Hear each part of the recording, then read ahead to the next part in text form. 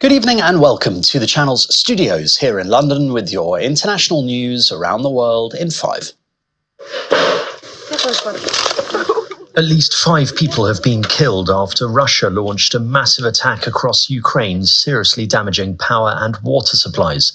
Explosions rang out in several cities, including Kyiv on Monday morning, as more than half of the country's regions came under attack.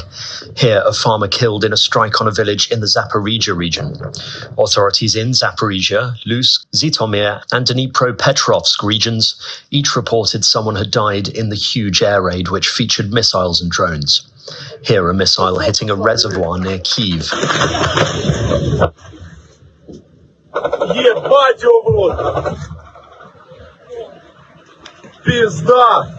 President Volodymyr Zelensky said Russia used more than 100 missiles and around 100 drones in the attacks.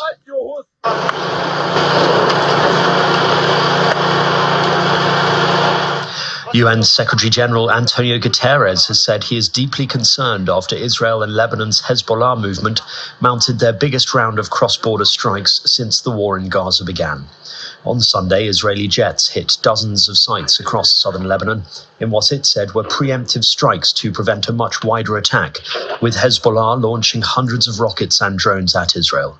Mr. Guterres warned that their actions put civilians at risk, as well as threatening regional security and stability.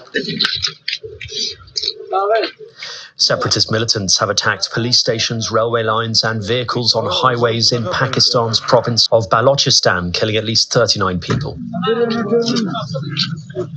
It is the most widespread assault by ethnic insurgents in years. The largest of the attacks targeted vehicles from buses to goods trucks on a major highway, killing at least 23 people, with 10 vehicles set ablaze. French far-right leaders Marine Le Pen and Jordan Bardella met with President Emmanuel Macron on the second day of consultations with political groups by the president as he navigates the maze of finding a new prime minister. Il a indiqué qu'il poursuivait ces consultations et que la décision n'était pas prise. Bardella, the leader of the National Rally Party, which came behind the New Popular Front in the recent elections, said he cautioned Macron over the danger of naming a prime minister from the left-wing coalition. Le Pen likened the current political situation to chaos. There is no sign yet of any broader coalition that would have a stable majority. The ride-hailing app Uber has been hit with a €290 million fine for transferring the personal data of European drivers to US servers. The Dutch Data Protection Authority said the transfers were a serious violation of the EU's General Data Protection Regulation. According to the watchdog, information including ID documents, taxi licenses and location data was transferred to the company's headquarters in the US over a 2-year period. Uber said it would appeal the fine, which it called unjustified. Okay. The former England manager Sven-Göran Eriksson has died at the age of 76. Eriksson, the first non-British manager of the England team, led the Three Lions to the quarter-finals at 3 major tournaments during his 5-year spell in charge between 2001 and 2006. In January, Eriksson said he had at best a year to live after being diagnosed with cancer. The Swede managed 12 clubs, including Manchester City, Leicester, Roma and Lazio, winning 18 trophies. Eriksson also had spells in charge of Mexico, Ivory Coast and the Philippines.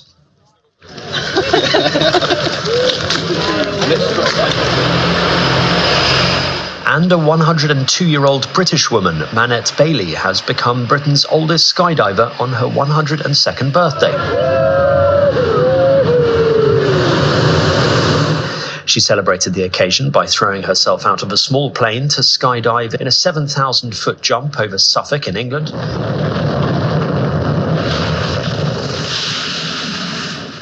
The fearless centenarian served in the Women's Royal Navy service during World War II. It was not her first time seeking the thrill and challenge of high speeds. To mark her 100th birthday, she drove a racing car at 130 miles per hour. And that's your international news around the world in 5. Now back to the channel's studios in Lagos.